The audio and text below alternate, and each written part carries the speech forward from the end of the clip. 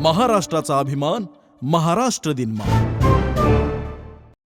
नमस्कार, मी विजय चोरमारे. महाराष्ट्र दिनमानमध्ये आपलं मनपूर्वक स्वागत आहे. आपण आज कोल्हापूर महापालिकेच्या निवडणुकीच्या संदर्भात बोलणार आहोत. म्हणजे निवडणूक जाहीर झाल्यापासूनच आरोप प्रत्यारोपांच्या गदारोळाने गाजू लागली निवडणूक म्हणून कोल्हापूर महापालिकेच्या निवडणुकीकडे बघावं लागेल.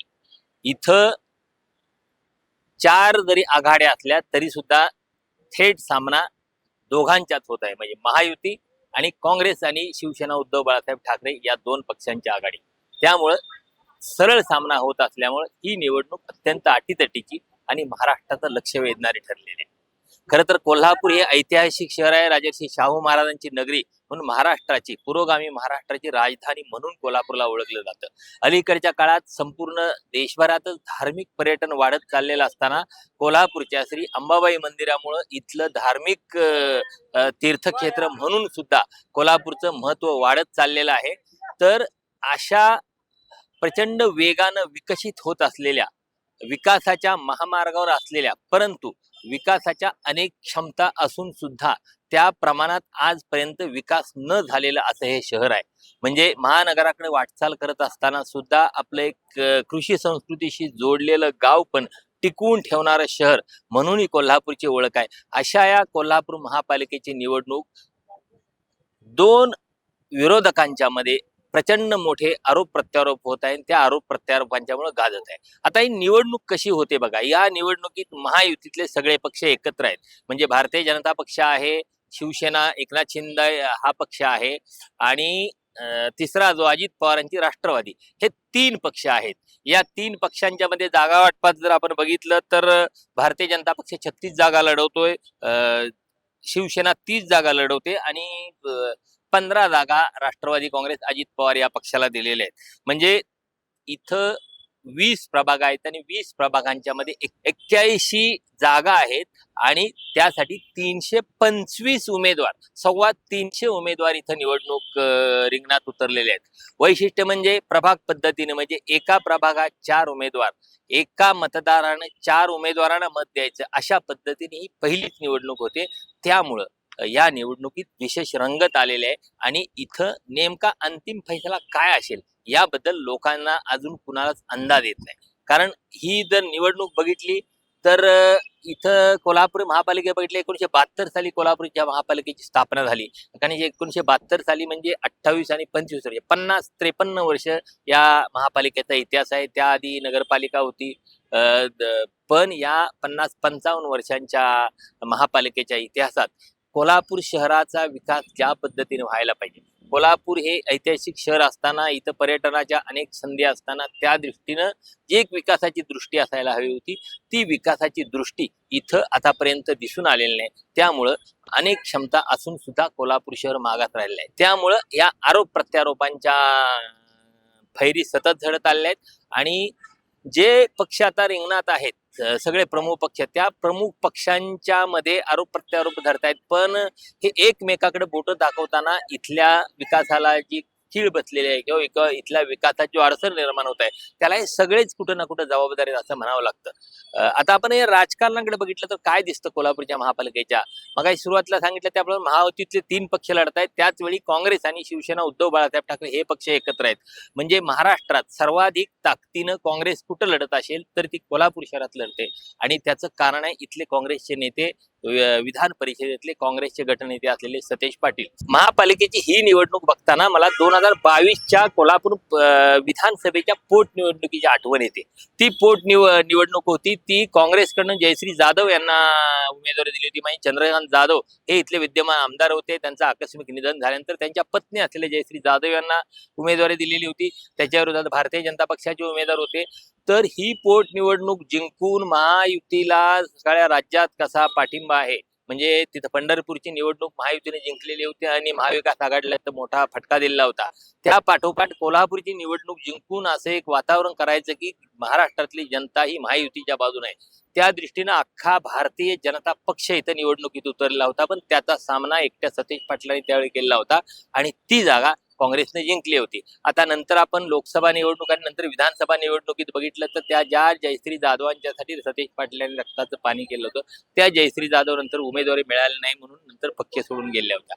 तर असं हे सगळं राजकारण घडत असताना आता पुन्हा एकदा 2022च्या विधानसभाच्या पोटनिवडणुकीची आठवण करून देणारा संघर्ष महायुती विरोधात इथं महाविकास आघाडी, महाविकास आघाडीतला जो राष्ट्रवादी शरदचंद्र पवार पक्ष आहे, तो पक्ष आपल्याला सन्मानजनक जागा मिळाल्या नाही म्हणून त्या पक्षाचे जिल्हाध्यक्ष व्ही पाटील आणि शहराध्यक्ष आर के पवार यांनी स्वतंत्रपणे जाण्याचा निर्णय घेतला आणि त्याने आम आदमी पक्ष आणि वंचित बहुजन आघाडी यांच्याबरोबर आघाडी करून हे 3 पक्ष तिसरी आघाडी म्हणून 49 जागा लढवत आहेत. आता विनय कोरेंचा जनसुराज्य पक्ष सुद्धा रिंगणात उतरलाय.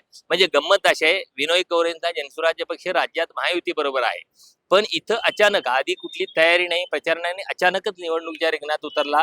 त्याचं असं कारण सांगितलं जातं की जे भारतीय जनता पक्ष ज्या लोकांना उमेदवारी देऊ शकत नाही त्या लोकांना विनय कोरेंच्या पक्षातून उमेदवारी द्यायची. म्हणजे आपल्या सोयीचं राजकारण भारतीय जनता पक्षाला विनय कोरेंच्या माध्यमातून तिथं करायचं आहे.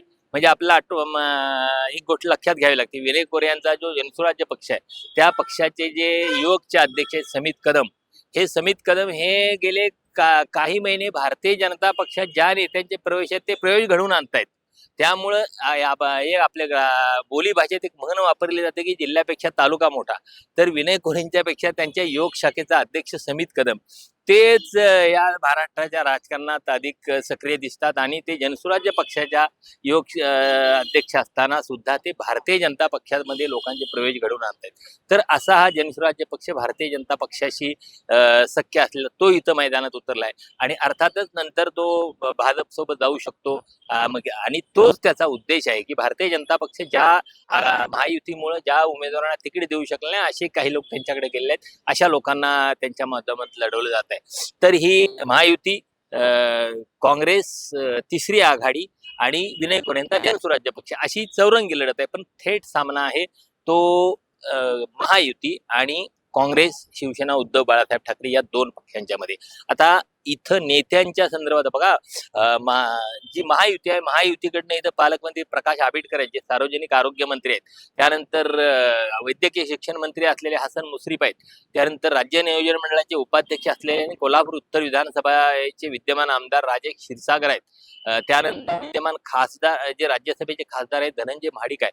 अशी ही एक नेत्यांची मोठी फळी महायुतीच्या बाजूला आहे आणि काँग्रेसच्या बाजूने एकटे सतेज पाटील हा बालेकिल्ला लढवत आहेत. त्यांना इथले विद्यमान खासदार जे आहेत श्रीमंत शाहू छत्रपती महाराज त्यांची भक्कम पाठबळ आहे. युवराज मालोजी राजे जे कोल्हापूरचे एकेकाळचे आमदार होते ते सुद्धा त्यांच्यासोबत आहेत. पण तरी सुद्धा थेट सतेज पाटील विरोधात ही सगळी मंडळी आहेत. अर्थात विरोधकांचा प्रयत्न सतेज पाटील यांच्या विरोधातली ही निवडणूक आहे असा राहिलेला आहे. पण तशी निवडणूक न आणता कोल्हापूरच्या विकासाच्या मुद्द्यावर ही निवडणूक व्हावी यासाठी काँग्रेसचे सातत्याने प्रयत्न आहेत आणि त्यासाठी थेट पाईपलाईनचा मुद्दा या निवडणुकीच्या प्रचारात सुरुवातीपासून केंद्रस्थानी आहे. म्हणजे इथं महायुतीची जी सभा झाली त्याला भारतीय जनता पक्षाचे राज्याचे अध्यक्ष रवींद्र चव्हाण उपस्थित होते, जे कोल्हापूरचे मूळचे आहेत पण आता पुण्यातून कोथरूडमधून निवडून येतात, आणि जे उच्चतंत्र शिक्षण मंत्री आहेत चंद्रकांत दादा पाटील ते होते आणि बाकी सगळी इथली महायुतीची मंडळी होती. त्या सभेत थेट चंद्रकांत दादाने आरोप केला की थेट पाईपलाईनचं पाणी त्यापेक्षा थेट पाईपलाईनचा पैसा कसबा बावड्यातल्या घरात गेला, म्हणजे थेट पाईपलाईनचा पैसा सतेज पाटील यांच्या घरात गेला असा आरोप त्यांनी केला. आणि या आरोपाला सतेज पाटील यांनी स्वतंत्र पत्रकार परिषद घेऊन उत्तर दिलेलं आहे. आणि थेट पाईपलाईनचं अपयश त्याचं कारण असं सांगितलं की अमृत योजनेच्या माध्यमातून थेट पाईपलाईन योजनेचं जे पाणी काम होतं ते कंत्राट भारतीय जनता पक्षाचे माजी मंत्री असलेले जे बीजेचे सुरेश खाडे आहेत त्यांच्या मुलाला दिलेलं होतं आणि 2 वर्षात काम पूर्ण करायचं असताना 8 वेळा मुदतवाद घेतली आणि तो अर्धवट टाकून काम केलंय. सतेज पाटील यांनी चंद्रकांत दादा पाटलांना आव्हान दिले की तुम्ही ते सुरेश खाडेंच्या मुलाला जो 40 कोटी रुपये दंड झालाय तो दंड वसूल करून द्या असं आव्हान त्यांनी दिलेलं आहे. आणि थेट पाईपलाईनच्या यशापेशाबद्दल नेहमीच सुरुवातीपासून शंका उपस्थित केल्या जात आहेत.